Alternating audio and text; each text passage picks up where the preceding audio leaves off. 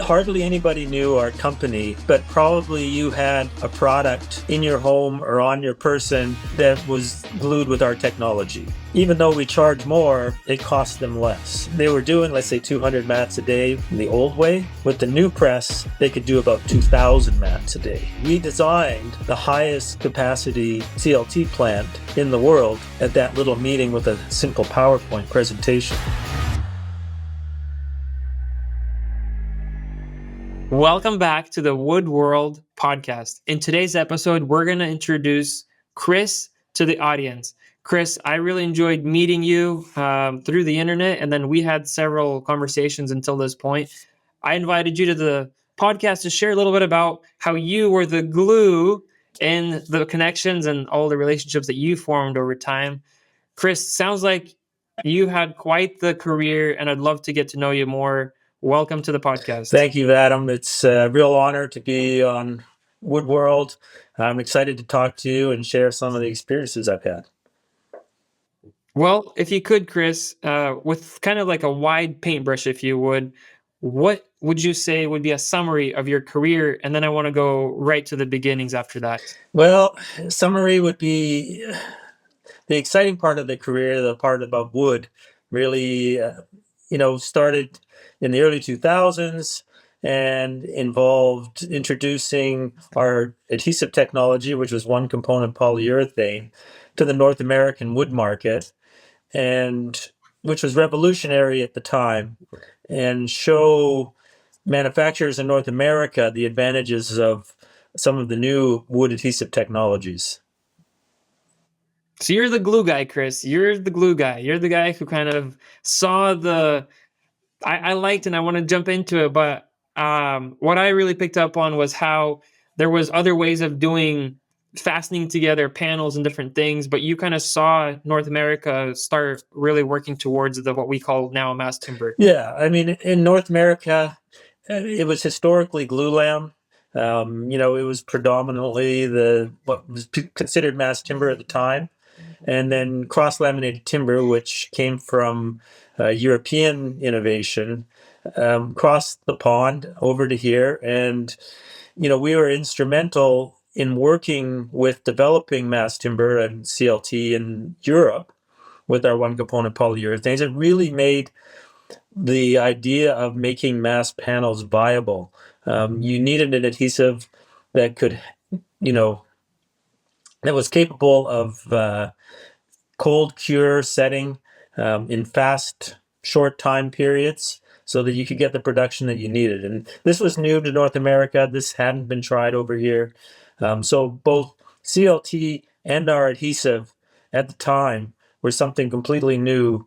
And, not only we had to try and work to support CLT coming to North America, but to show them how to use our adhesive as well.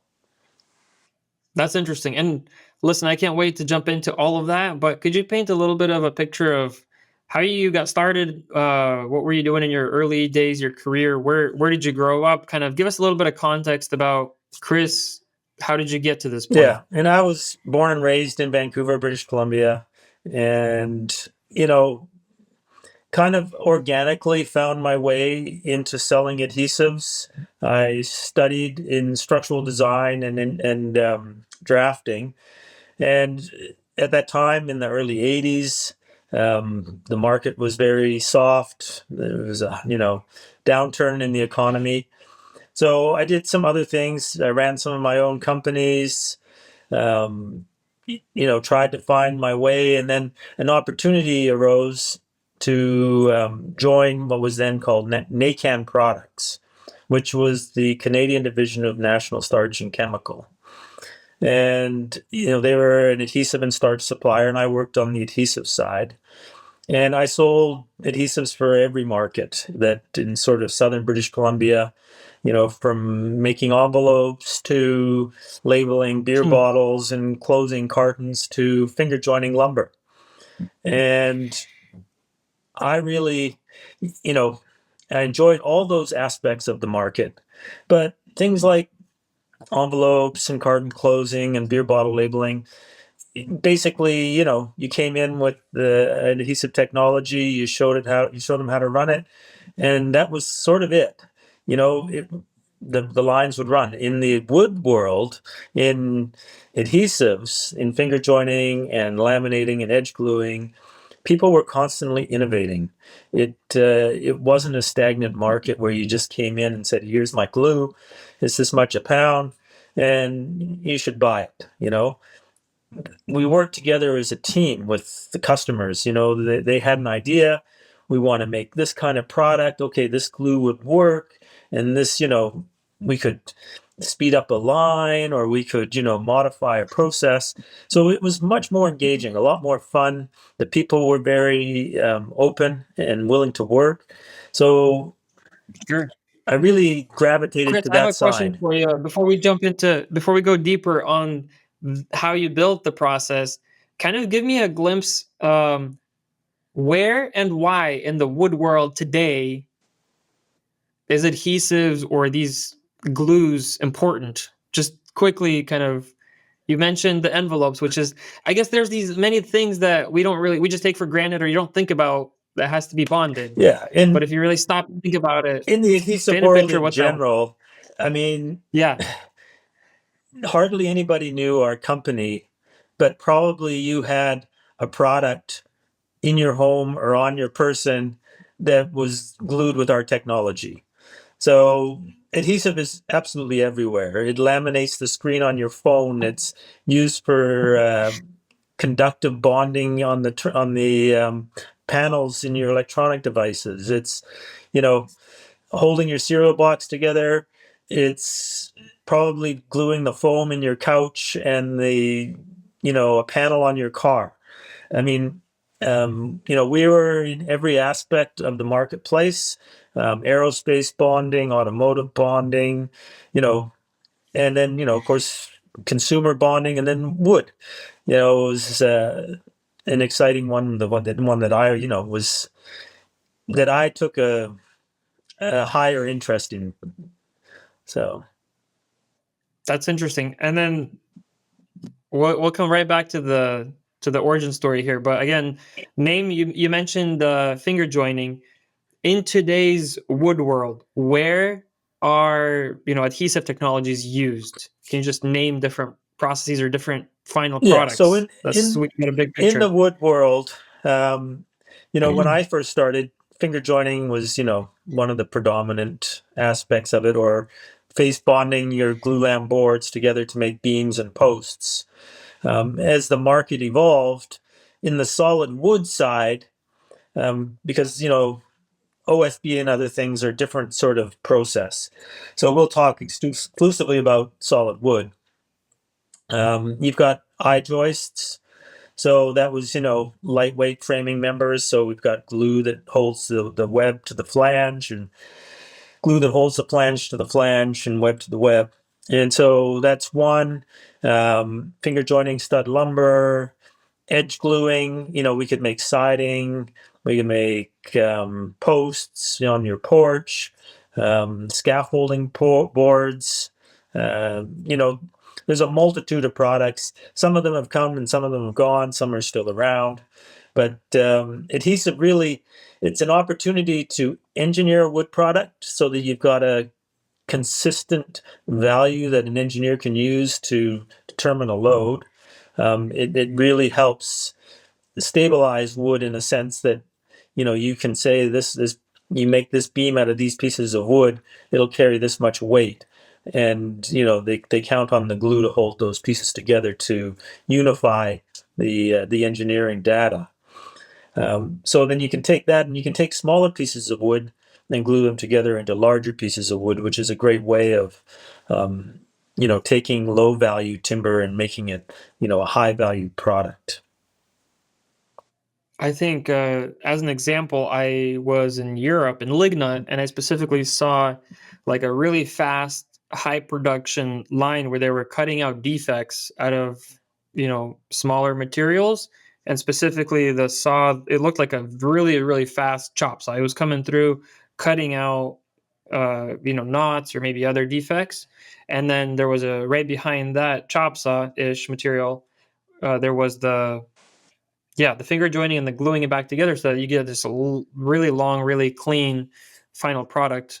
by cutting out all the defects. So I guess that's one application I saw recently that comes to mind. Yeah, and I mean that technology. I mean, since I started selling into the wood market 30 years ago, I mean the technology has evolved. I remember a plant putting in a system like that, and I swear they had 50 computer boxes running a system like that. It was very I guess computer intensive, and today they combine all that into a small unit, and is much more efficient, much faster. They can read right into the wood. They can see the defects that you visually can't see with your eye. They can color sort the wood, and then you put it all back together with the adhesive. So Chris, take me back when you were just talking about your kind of origin story, born in Vancouver, British Columbia. Why and how did you fall in love with the culture, the people of the wood industry, and kind of take me back to those early years in BC lumber that you started talking about a little bit earlier? Yeah, and I think, to go back even further, I mean, I was, myself, I was always sort of mechanically inclined. I would build things, restore cars, build race cars, restore houses, build houses. I'm very hands-on, and I can see, how to, where there's an opportunity for a product. I can see how you might be able to automate such a system. I'm not an engineer. I'm not going to build the system, but I can certainly visualize what is possible and what isn't possible. And when I sat down with customers and we talked about, looking at ways of automating a process or speeding up a process, we could talk at the same level and understand each other. And, I could provide them with ideas, and I knew what our adhesive was capable of. And then they knew what they could probably build. So it was, they were very engaged. They wanted to work with me. I wanted to work with them, and it was exciting. To do projects like that to improve the processes, to make more, value-added products, to reduce their costs, to make them competitive, to show them, how we can work together. That's pretty incredible. Do you have any stories from early days, how you were helping customers and some things that they've seen practically? Is there one maybe story that stands out? Yeah. So, and it ties back to what you were saying earlier about, chopping out defects and that type of thing. One market that's big on the West Coast is cedar siding. And we had a number of large mills running cedar, making beveled siding from it. And historically, we would sell them the PVA water-based glue to do that. And that worked fine, but they would bring in their lumber, they would have to dry it with all the defects and random lengths. And then they would take those dried pieces of lumber, cut the defects out of it, and then run it through their finger joiner, because the adhesive that we were using, the wood needed to be a certain moisture content, usually like 10 to 16%. And then they would finger joint it. And the PVA glues were solid glues. They performed well, but they took a little time to cure and dry. And so we at this time, we had started to introduce the polyurethane adhesives to North America. And we were still finding our market opportunities, where we were going to sell it. At the time, it wasn't fully certified. And I said, well, I think this adhesive might bring some value to the table. Why don't we take these pieces of cedar, we'll chop the defects out while it's green, we'll finger joint it in the green, we'll get fixed lengths of lumber out the back end of the machine, and then we could even rip it in half to lessen the mass so that it could dry faster. And so, we ran the numbers, and of course, it was, at that time, I think it was like $100 per 1,000 board feet to dry in the kiln. So we were able to pretty much, just from cutting the defects and not doing random length, we cut our drying time in half, which is $50 a 1,000 in their pocket. Then by ripping the board in half, we were able to take another chunk of time off of it. So in the end, I think, we were probably Wow. saving $60, $75 a thousand just by switching adhesives and being able to glue it green versus the other process where we had to glue it dry. So I'm sure the customers loved that, right? Because you're saving them very directly cost. they were over the moon, and they were so great to work with. The first customer that I worked with on this, which was Interfor, they saw the value. We did our tests. They invested money in the equipment to just sort of modify their line because they could see that this was going to be bringing a lot to the table for them. And I think, that customer, yeah, I think they ran for 20 more years after we converted that line and switched them to the green gluing concept. So, Chris, I guess I'm hearing I like your collaborative approach and selling adhesives, sure, but you're there to help the customers make more money. And that seems like a theme in things you've told me Well, I about. think, one thing that the polyurethane adhesives, which, of course, were the new technology of the time, they were twice the price of, let's say, PVA adhesives or some of the phenol resorcinol formaldehydes that were out there. Per pound, you would pay twice as much. And you couldn't just walk into a customer and say, hey, switch to my glue, it's really cool.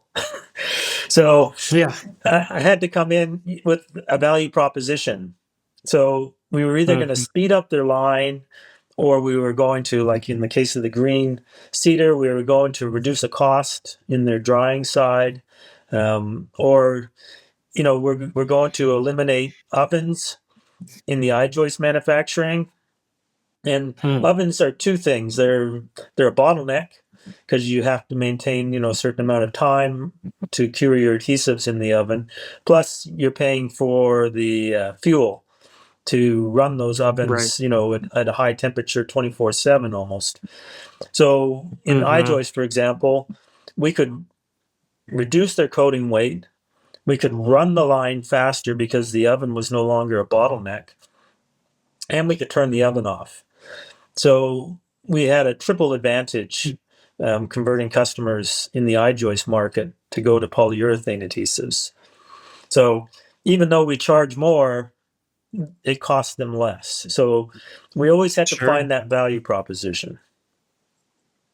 That's rather incredible. Are you able to share any specific numbers on maybe industry wide or typical numbers of how you would save the time, cost? Is there any kind of dry time reduction, energy savings? I don't know. Can you quantify how work you did helped customers? Yeah, and I mean every industry is different, right? Hmm. So obviously on the green cedar side, there was they quantified their cost at $100 per thousand board feet to run those dry kilns. And that's all your Yeah. energy, moving product in and out, all that type of thing, stickering it. So that was an easy one to sort of quantify. Other ones are more difficult. I mean, if we have an I-joist factory in a very cold part of the country, so for 6 months of the year, you might be running your furnace and it's costing you, I don't know, $50,000 a month or something to run that to run the gas in that oven. So we would factor that in.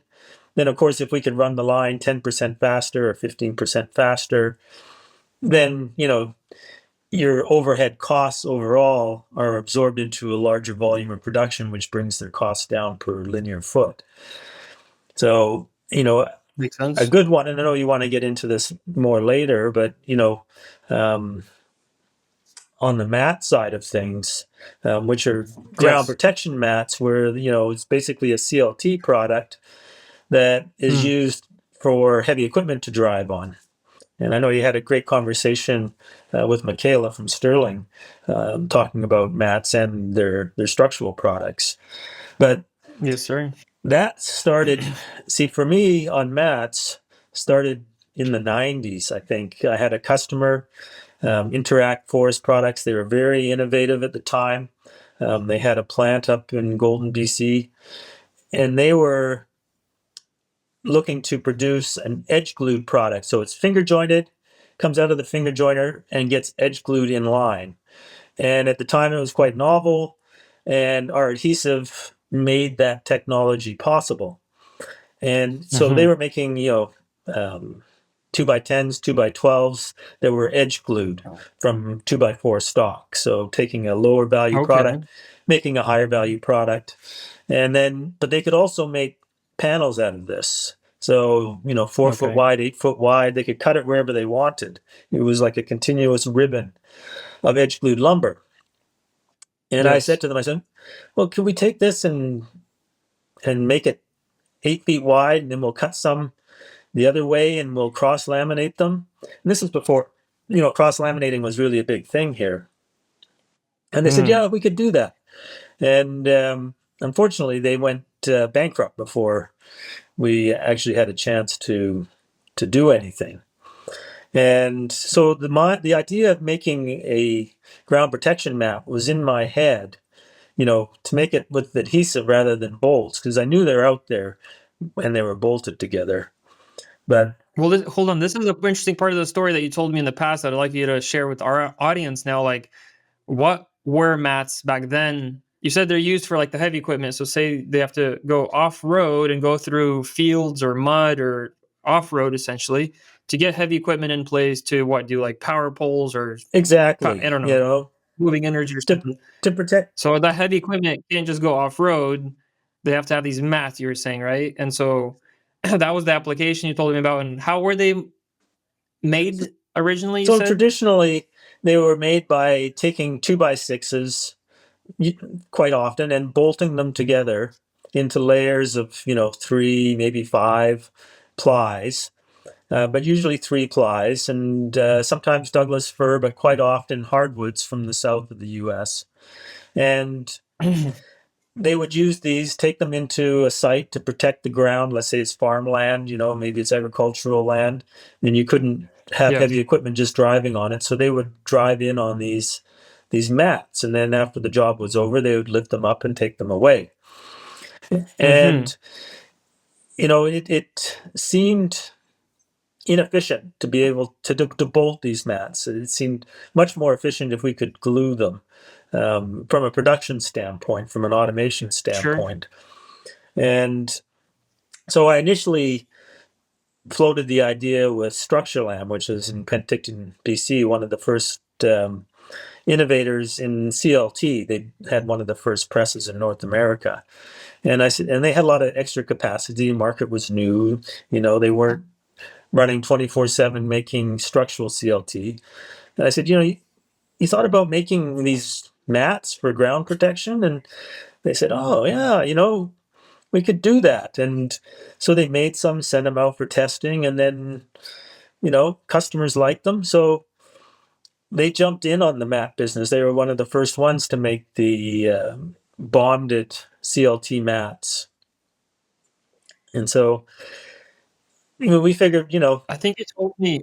I think you told me to interject. You said there was how significant was the use of hardware in these mats? I mean, yeah. And I can mean, you I think quantify that for me? there's, Like to make one mat? if I'm not mistaken, I think there's like a couple hundred bolts that hold a mat together. It's probably, 10 pounds of steel, something like that. Every hole had to be drilled by Wow. hand. And, you sure, it'll hold the mat together, but you also have to think about end of life. When that mat has Hmm. finally reached the end of life, well, you've got all these bolts that you're going to have to somehow deal with, or you let the mats just Yeah. rot out in the field and the steel just, you know, disappears. It was a double-edged sword. You kind of, Wow. you had the challenge of putting in all these bolts at the beginning, and then you had the challenge of all these bolts in the product at the end of its life. So it wasn't Yes. the ideal solution. Yes. And it And was, you being the adhesives guy saw the opportunity right there and you jumped on yeah, it. it was a slow process. I mean, a bolted mat producer, gosh, if they could make 100 mats a day, that was pretty good production, and over sort of two Hmm. shifts. And, Yeah. without too much work, I think Structurelam, they had their original press and they built a second press just to help produce mats. But I mean, you could, you know, produce 500 mats a day, right? Which is Mm. a Wow. big jump. And, in the mat world, you'll get an order for, I don't know, 5,000, 10,000 mats. I'm not a mat sales guy, but you'd get a big order in and you'd either have to be sitting on inventory so that you could fulfill it because it takes you 2 months to make that many mats, or you have a Right. more automated process like using Hmm. adhesive. Tell me more. You mentioned my past conversation with Sterling. So Can you share a little bit about that story and what actually happened yeah, there? and Sterling is a great example of taking it to the next level. We were working with Structurelam already, and we discovered that Sterling, was interested in trying to automate their process and had seen some of the Structurelam products. So we went down to see them. They were, entrenched in the ground protection business, been involved in it for many, many years. They had a pretty efficient bolted mat production line. Mm-hmm. 20 guys, two drills taped together so they could drill two holes at once. You know, trying to make it as fast as they could using bolts. But I think they were still, if they were lucky on a good day, they were making 200 mats. Okay. And I sat down with Carter Sterling and his team, and our team from Henkel, and I had a little PowerPoint presentation. And I said to Carter, I said, if I was going to build a plant, this is how I would do it. And I gave him the presentation, and Carter said, I like it.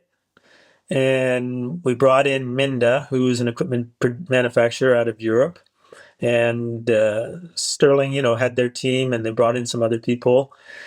And we took that idea, and all of the parties involved made it happen. So we built a plant that encompasses 3 presses, because with our adhesive it's a 1 to 2.5 ratio. So for every minute of open time, it's 2.5 minutes of press time. So by having 3 presses, we could constantly be rotating through our production cycle. So we could be laying up wood and gluing it, getting ready to go into a press, put it in the press, and then start laying up and gluing it again into the next press. And by the time we were done, we could unload the first press. So this way we could maximize our throughput. Is basically a perfect rotation. And we said, well, you can stack these mats up and put in a big pile of mats. So I think we were putting in like 9 3-ply mats into each press. So, Okay. you know, when we initially calculated the numbers, Carter was like, this is crazy. I mean, you know, we can't really make this many mats a day, can we? And so they were doing, let's say, 200 mats a day in the old way. With the new press, they could do about 2,000 mats a day. So What? That's like an insane jump. the numbers, yeah, they were so ridiculous. We couldn't even fathom it. And thank God, they had bought, or they had somehow acquired this massive building. It's like acres under roof. And Wow. when they got this line up and running, that entire facility was full of lumber. I mean, they needed that Wow. much space to feed this machine. It's, you know, they could make in 1 week what it would take them 2 months to make, right? So you get an order for 10,000 mats, and boom, 5 days you can have that many mats ready. So That's pretty insane. So how does it make you feel that you were kind of right there on the idea front, making it happen and bringing it? Did you help bring it together? And how did that make you feel at the end of I it? mean, I'm super excited to be a part of it. Obviously, there was a lot of people involved, from the equipment and the engineering, and of course Sterling's commitment to the idea. I mean, it makes everybody feel good that they were able to do this. I mean, this, and then I know Michaela said it. They are the largest CLT manufacturer in the world. We designed the highest capacity CLT plant in the world at that little meeting with a simple PowerPoint presentation. And That's a big statement. Can you is it possible? Is it proprietary? Can you quantify that? I mean, how do we know they're the largest that became the largest CLT production facility in the yeah, world? I mean, that's a big claim right there. it's a pretty bold claim, but I don't even have to get into the finite numbers to sort of justify it. Yes. Like a typical CLT plant, they're going to put out, in a cubic meter standpoint, because the Europeans all use cubic meters, and the bigger plants are over there. Um, a typical high volume CLT plant is going to be 100,000 cubic meters a year, right? And Okay. you might have some bigger ones now, maybe 150 to 200. But you look at Sterling with just their one plant, with their one line. I mean, we're looking at like 800. What have I got? 800,000 cubic meters. I mean, it's so phenomenally above anything that's getting done in That's Europe crazy. today. I mean, it's not even like I'm going, oh, in Europe they might be doing 200 and Sterling's 250. No, it's like, 4 times more. That's Yeah, insane. yeah. So it's clearly, and now they have a second plant, right? So while I was still, Yep. working for Henkel, they built the second plant down in Texas. So, that it mirrors their plant in Chicago, and so that doubles their capacity. It's So Yeah. wild. Are all of these mats, or is it now you're talking about CLT mass timber? Well, and Sterling has been pretty smart in the way they approach things. They started with mats. That was their wheelhouse. They knew that marketplace, and they had the infrastructure in place, so that was great. But mats do go in cycles somewhat, right? Like every few years, they need to rebuild their fleet of mats.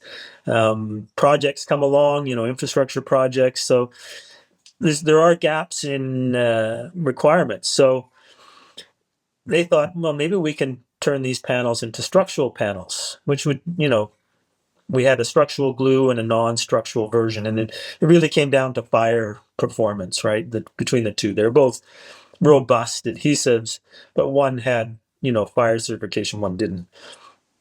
So I thought, well, let's certify with a, structurally rated CLT adhesive, and we could make panels, and we could Yeah. enter that market segment to sort of round out our, production base.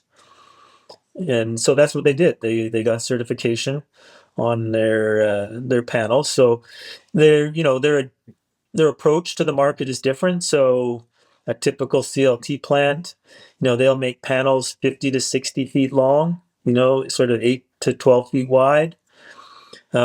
Sterling's panels are going to be, I think 8 feet by 18 feet roughly.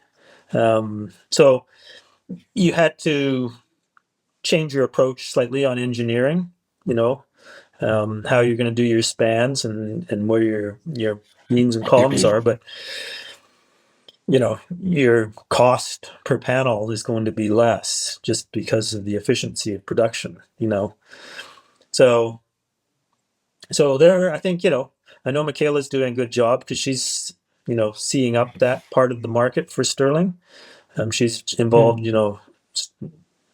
pretty much on the structural side. So I think, That they'll get there. she was a great person. She was a great person to chat with, and I enjoyed our conversation with her.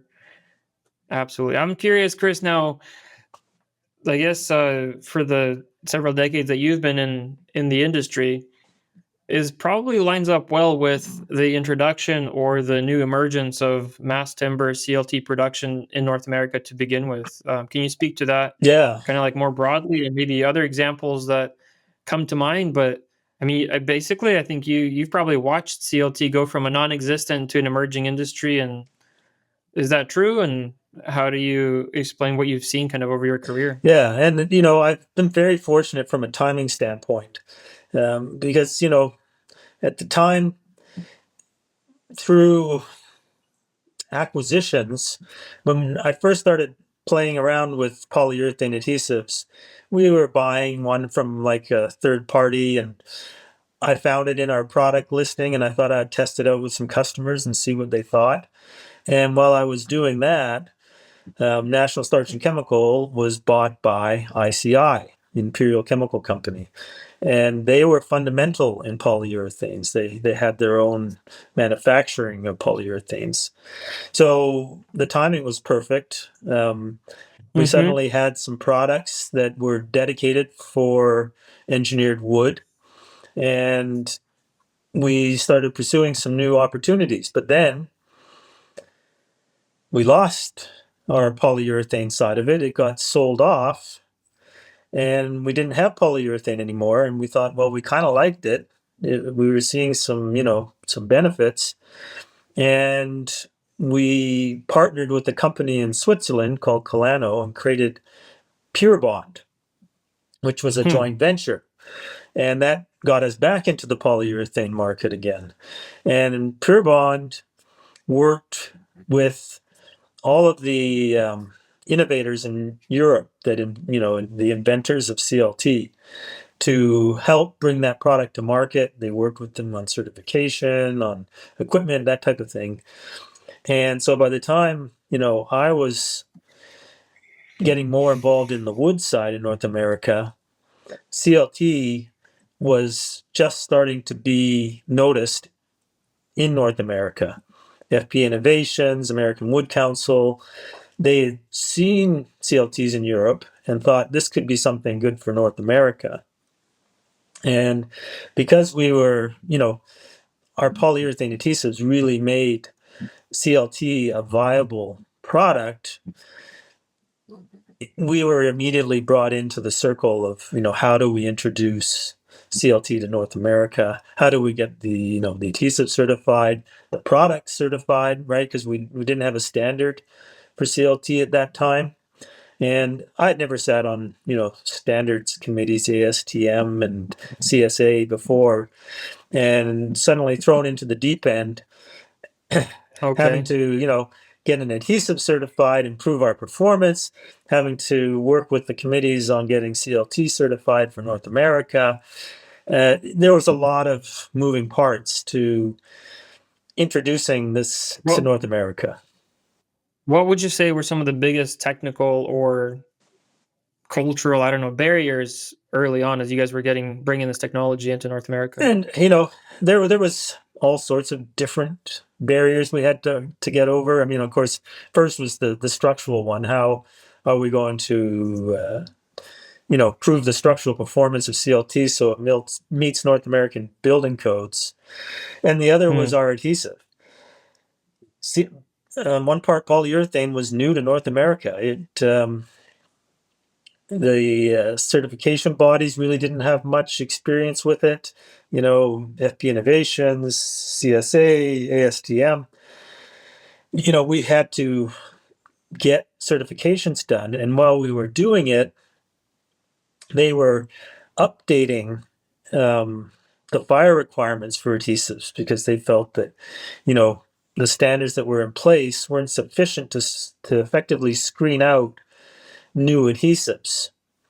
So we were developing new fire ratings for the adhesives as well as fire performance for the panels. And fire was always a big thing with getting these products introduced, both the CLT and the adhesive. And so it was. Are these Hold up, I wanna ask you, can you geek out a little bit on the you call it you said it several times, the one part So yeah. polyurethane, So right? what That's the actual piece of it. Can you geek out on that for a second? I Like, can. what does that mean? How does it stick? Why is it sticky? Why does it keep being a bond for, hopefully years to come?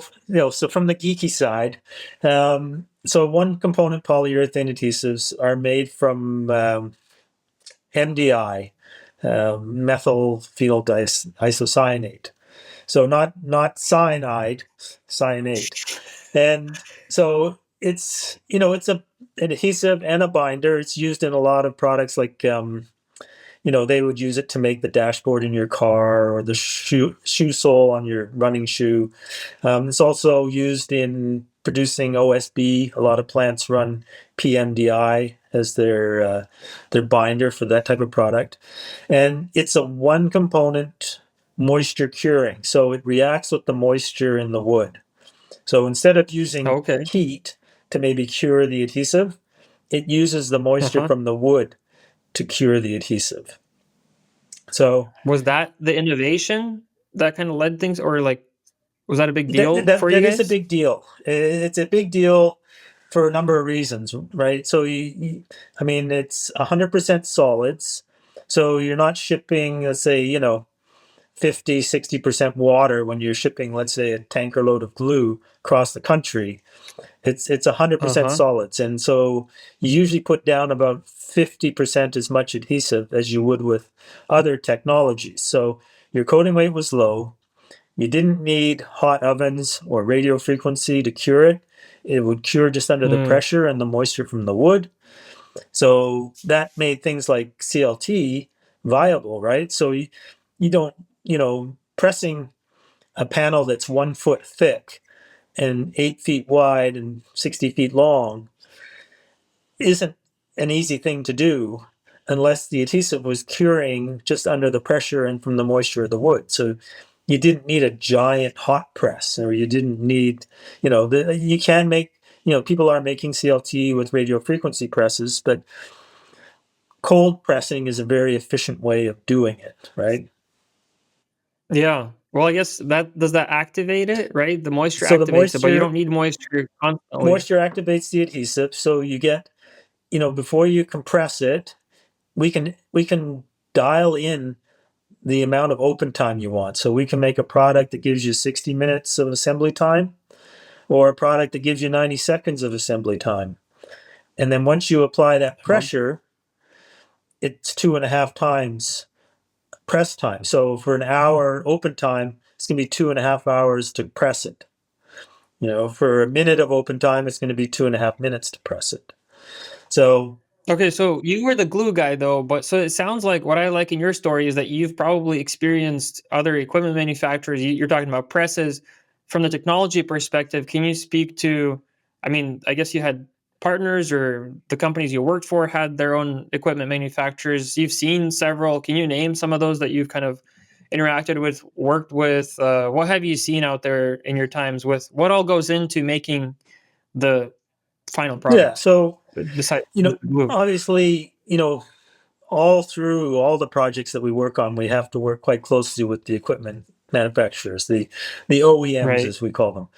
And on Yes. the CLT side of the market, or the glulam side of the market, um, you know, we used a lot of equipment, or our customers used a lot of equipment manufacturers from Europe. The two big players would be Lednick and Minda. They're both, leaders in that field. They both have unique approaches to how they build their equipment. They're both, Mhm. very efficient. They both build high quality equipment. Ledneck, you know, is solely focused on wood production. So they make the presses, they make the planers, they make the finger joining lines. They have a new edge gluing system. I think they have a new glue application system. So they're very one-stop shop. They will provide you a turnkey factory, and most of it will come right out of their plant. Minda is focused on mainly presses. They don't have planers and finger joint lines. They would source those from third parties. So they're both good, and then there's lots of other players out there, Whining will make a press, and USNR in North America, they've built presses. And I mean, the mass timber market, it's a new and exciting market. It's still a young market, really, when you look at, really didn't start until 2012. So, what are we, 13 years in, sort of, to the market. So choosing equipment manufacturers from Europe is a little bit easier. They've had more experience, more time to sort of develop these lines. But, you know, I think we'll see, more production lines from different suppliers over time. Sure. That's super interesting. I guess it makes sense that you'd have to deal with them quite directly during a duration of a project and planning and things, because glue has to end up on those pieces and then cure and all that. So you require all the machinery to do that. Yeah, I mean, we really rely on each other.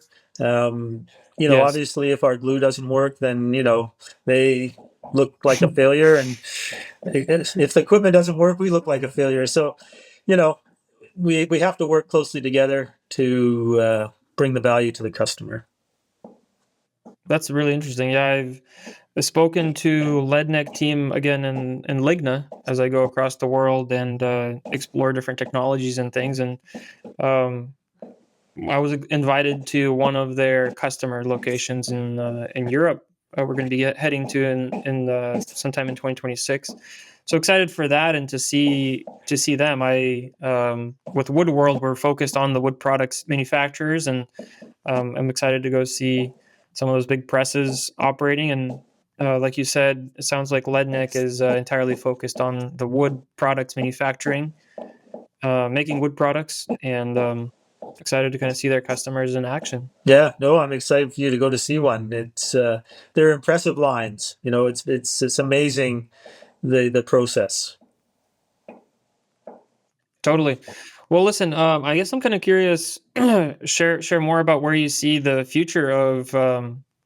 Is it just where would be the future of adhesive applications in wood going forward? I mean, we didn't even touch it or talk about, maybe there's all kinds of stuff happening probably in furniture or other places where there's wood. But since we're on mass timber, kind of how do you perceive just mass timber, the mats, this industry into the future in North America? Yeah, and I think like I said, it's still a relatively young industry, and Mm-hmm. I've always said when I talk to people in the industry that well, we've got very innovative products out there now. I think we will see more innovative products in the future. Wood is a very versatile material. Um, it's lightweight. It can be strong. Of course, it's our only naturally renewable building material. So, it's and I think when I talked to you last time, it's one of the greatest products for generating jobs in North America. I mean, we can grow the wood, manage the forest, harvest the wood, mill the wood, glue it into a finished product, ship it to a site, have a crew assemble it, make it into a building. You know, all the jobs stay in North America. It's a never-ending cycle. We just plant new trees, we get new trees, start it all over again. So I think, wood products will always be with us because they are so versatile. They're, biophilic, buildings and design. We enjoy, the natural feel of wood in our homes.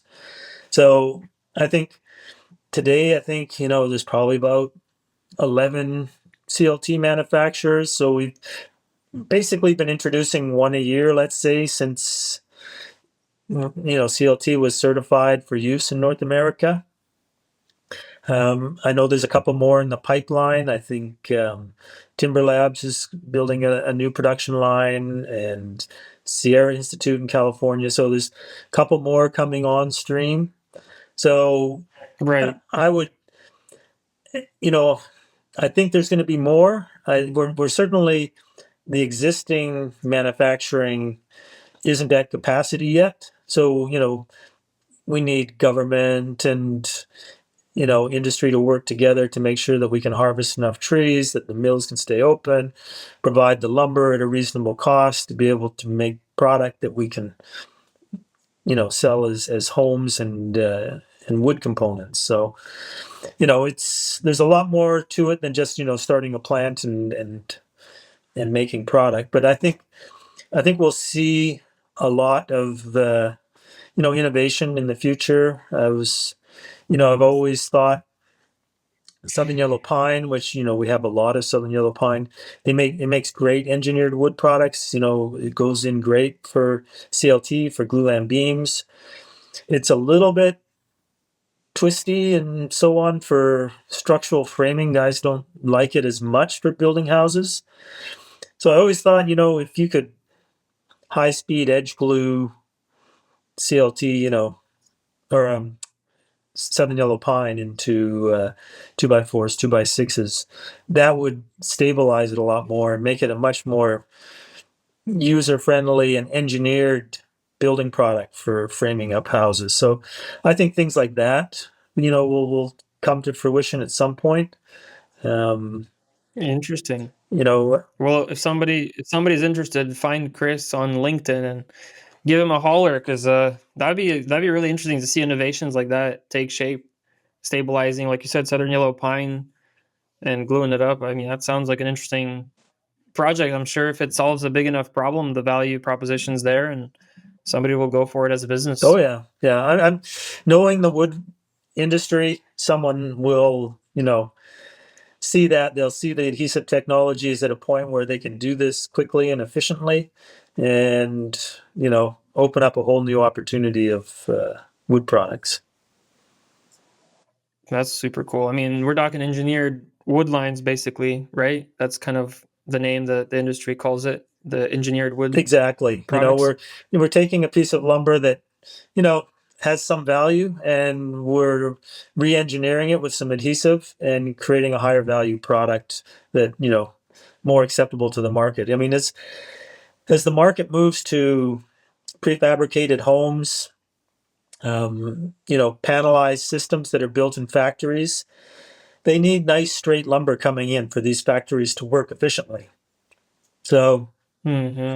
if you can ship a lift of lumber and every piece of lumber on that lift is straight and true and can run through their production line to frame up walls in a factory, that's big, because I've heard numbers as high as 50% reject rate on lumber coming into a manufactured home factory, and then they take that 50%, they cut it down into little pieces for other components. But if they can get 100% out of a lift of lumber, that's a big win.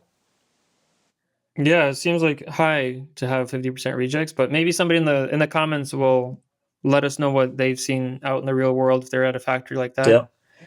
I have before we wrap, two more things I wanted to chat with you about. First is a little bit really exciting, and the second is a little bit challenging to talk about. But both I wanted to bring up. I guess first, for the exciting one, you told me a little bit about your passive house, I think you called it. Can you explain what it is and briefly why you did such a thing? Yeah. What is that? Yeah.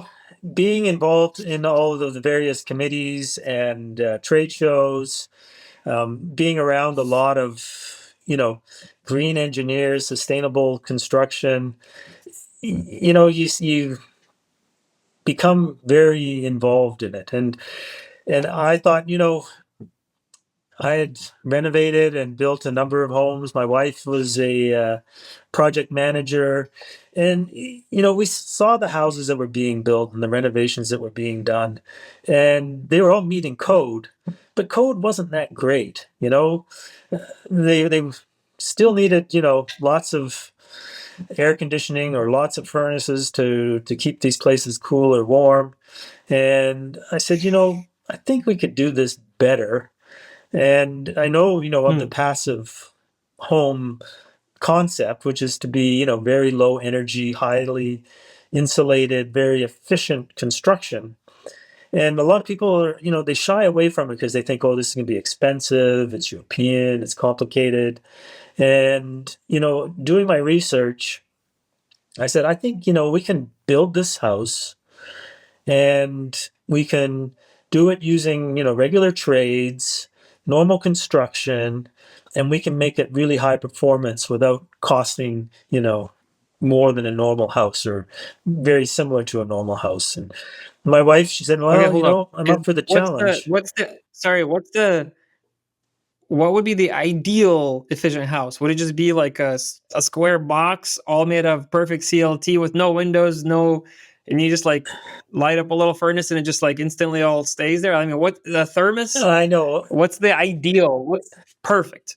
and that's the immediate, preconceived notion of a passive house, that it's just a square box that you can heat with a candle, right? And Yeah. it's super insulated and super airtight. And but our house, we built it. It's on the coast of British Columbia, so it's not right in Vancouver. We're out in a place called Pender Harbor, and up there they Hmm. tend to build in developments because you share a septic system, and Mm-hmm. that way you don't have to have your own individual septic systems and roadways and all that kind of stuff. So we had to build to um, prescribed design. So it had to look West Coast traditional. We didn't have the Mm-hmm. leeway to do whatever we wanted, but it had to look like a normal house. And Okay. it does. It is a normal house. It looks like a normal house. And any house is a series of boxes. They're not that Sure. complicated, right? So So what makes yours special? so with our house, we built it. I used the double wall system. So the exterior wall is framed with 2x4s like a normal conventional house, and then that's Yes. insulated.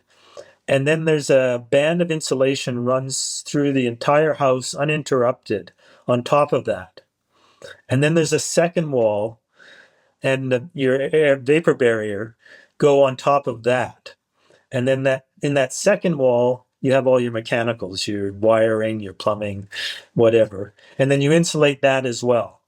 So you end up with sort of an R42 wall, which is about double what you would get with a normal construction house. You have no penetrations in your vapor barrier because none of your wiring goes through the vapor barrier, none of your plumbing goes through it. So it's super airtight. So you have to be below zero point 0.6 air changes per hour on in a passive house. So Mm-hmm. we're below that. A normal house might be a new normal house might be 3 to 4 air changes, so we're zero point 0.6, and an old house Wow. like from the 70s or whatever, it's probably like 8. They're very inefficient. Your air leakage, which is really what affects your being able to heat and cool the house cost effectively, is your air tightness. Your insulation is important from keeping the heat in and the cold out, or the opposite way. So, and then we Yes. put our 80 insulation in the attic, our 80 insulation in the floor, and triple glazed windows, heat pump, hot water heater, heat pump, dryer, all electric. No, and then we just a very small mini split heats the entire house, and it's 2,300 square feet, so it's not tiny. And It's not small. It's a good sized yeah, and house. it's like I think it's like a half ton, as they rate them, half ton mini split. So it's really small mini split. And Wow. in the summertime, we we've had 90 Fahrenheit days this summer, and we haven't even really needed to run the air conditioning. My daughters come up and they're That's super what. sensitive, so they want it. But you know, Sure. it stays around 22 degrees um, Celsius year round. So it gets warm when we're in there with our body heat and just the compressor Yeah. on the fridge. So it's in our cost to run the house, and we have a hot tub, which is a high efficiency one, and of course our electric car, and our energy bill I think is $125 a month on average, and that includes charging the car. So if I take out what I used to spend on gas, I'm net zero. I'm not paying anything anymore That is so for cool. energy. Yeah. So, and our cost to build, and of course, we have experience building. So we built it I think it was our cost was $245 a square foot, something like that. Pretty reasonable. I think it Okay. was under 300. So pretty Wow. much a conventional house in Vancouver area, and we're up on the coast, so things are a little more expensive, and labor is a little different, and that type of thing. So it there's no reason we can't build every house passive house today. I mean, we didn't do anything that our trades were confused about. It was all standard construction, and it was just a super insulated house.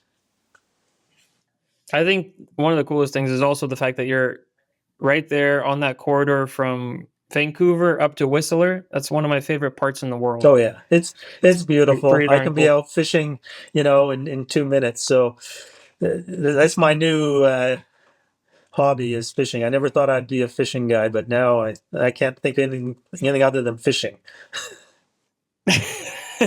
Getting deep into it. Well, and here's the kind of the reality check moment. Thanks for sharing about the house. That was something I wanted to ask you about. With the current news and industry reality checks, I see you're on the internet, in the comments there with LinkedIn quite a bit, and there's been some, hard things to talk about. But can we bring those up and maybe chat about those for a little bit? It's always the lumber industry is a tough one, and you get governments that are trying to please people that don't want trees chopped down, and then Hmm. but they also we need to protect our environment. We don't want forest fires, here on the Pacific Northwest, and I know even up in Alberta and in Ontario, a lot of forest fires in 2024. It's very important that we manage our forests. We're not taking trees out and not replacing them. We're cutting trees down, we're replacing them. We need to do that. The amount of CO2 generated by a forest fire, can, I think globally, I think 50% of the CO2 that is absorbed by a fire was absorbed by a forest was created by a fire. So we really need to manage our forests, and that will, we need to harvest trees, plant new trees, create fire breaks from, residential areas. I mean, before the Industrial Revolution, there was 1 billion people on the planet. Now we have, 8.5 billion people. It's not the same place. So we do need to manage things. We can't just let our forests, go unchecked. And this would help, the forest mills, the forest producers, construction, keep our housing costs in check, keep those mills open because, obviously you've read the news, lots of mills, have been closing. They say they can't get the fiber they need, but the fiber's there, right? Governments have to accept. Yeah, that's a Canadian thing. Seems like recently, specifically with like West Fraser and the big players specifically, Yeah, probably small players as well. But recently, actually last summer, I drove through that. Um, Recently, we heard the news of the 100-mile house.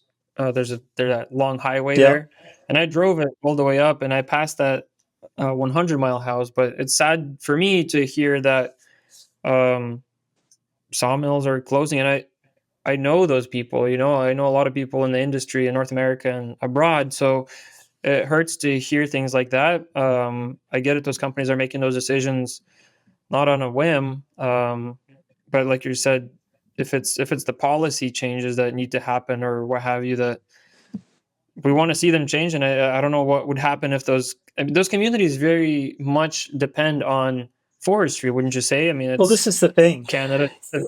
So many of our regions, be it British Columbia, Northern Alberta, Washington, Oregon, Northern California, and then through the South, these areas, they rely on forestry. And, we need, lumber to build these houses. We need, I think the US needs millions of houses. Canada needs millions of houses to catch up, to help house everybody. And, we need the forest industry to be strong.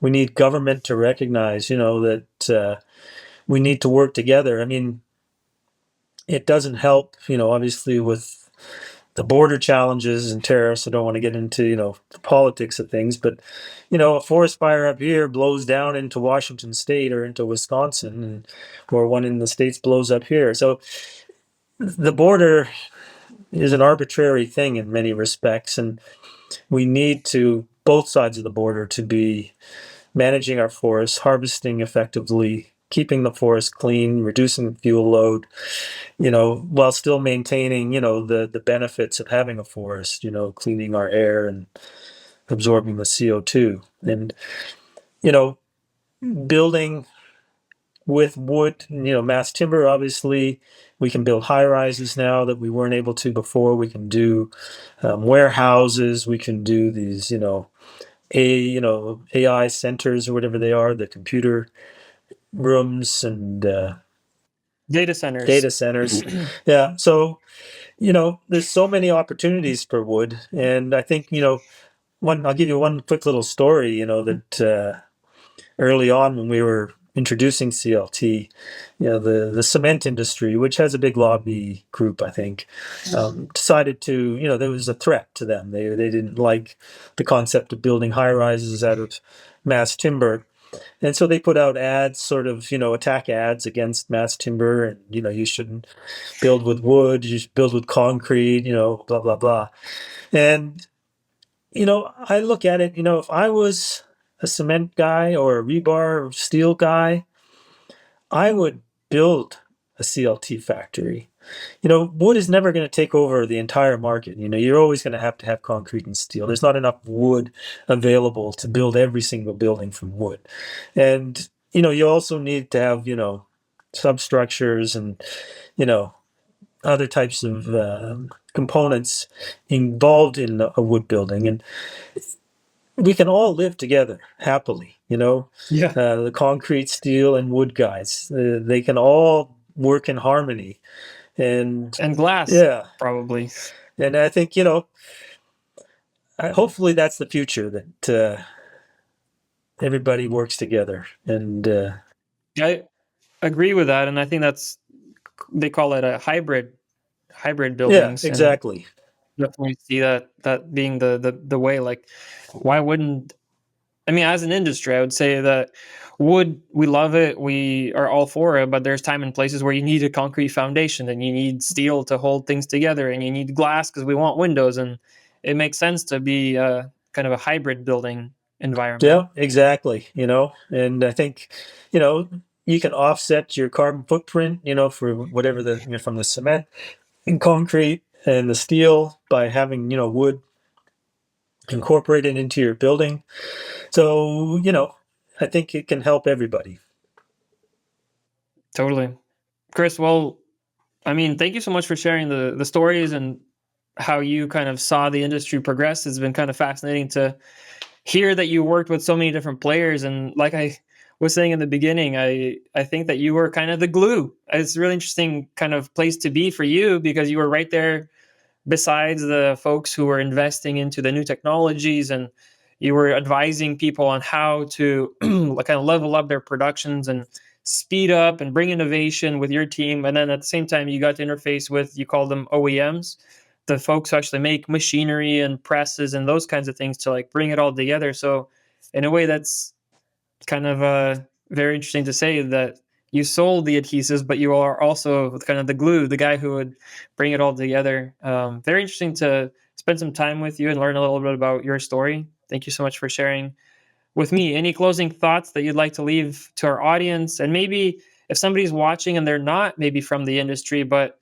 you have the microphone, can you share what you think that the public and our industry should walk away with from what we discussed, and kind of give them a last little soundbite there for the future? Well, I really have to thank you for the time, that you've given me, to kind of share my story.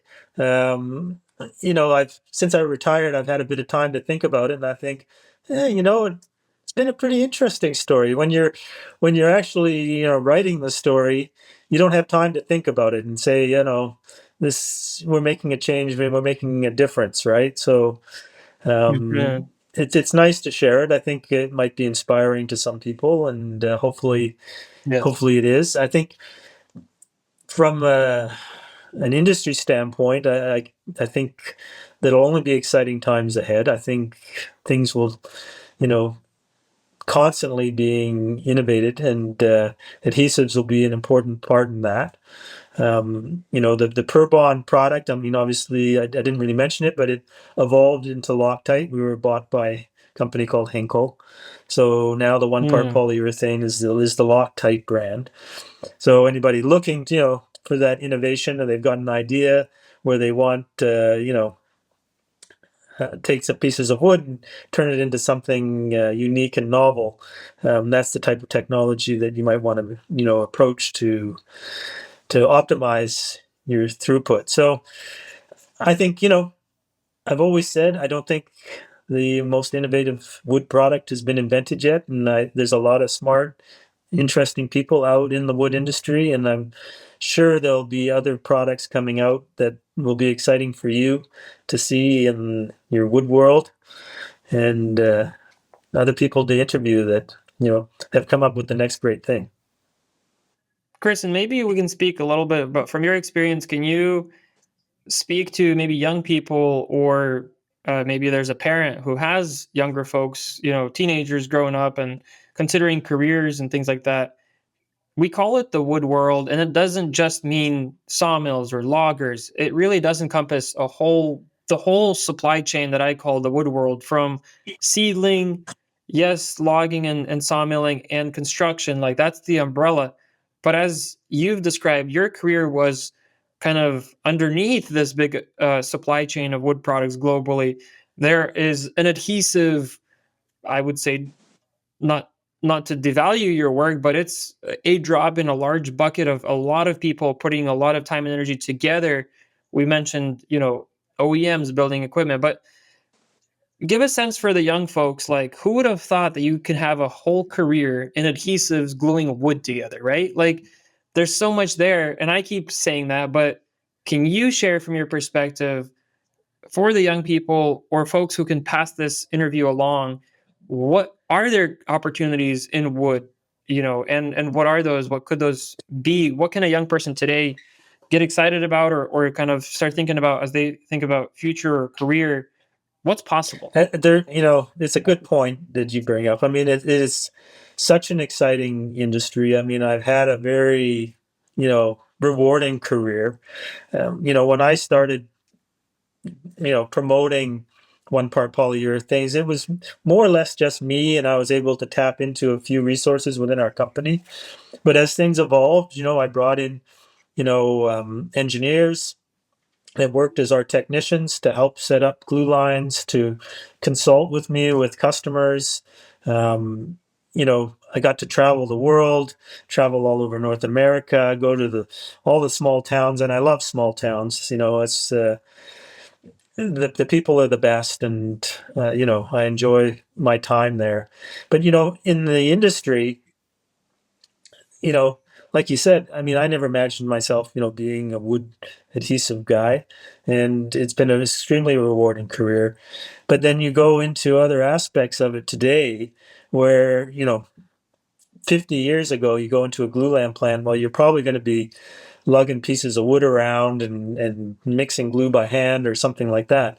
Nowadays, your opportunities are, running CNC machines, which are the computer numeric machines that mill out the wood, to, running finger joining lines. It's sophisticated equipment now. You can be engineering the wood products, designing the wood products, sending the programs through to the CNC machine.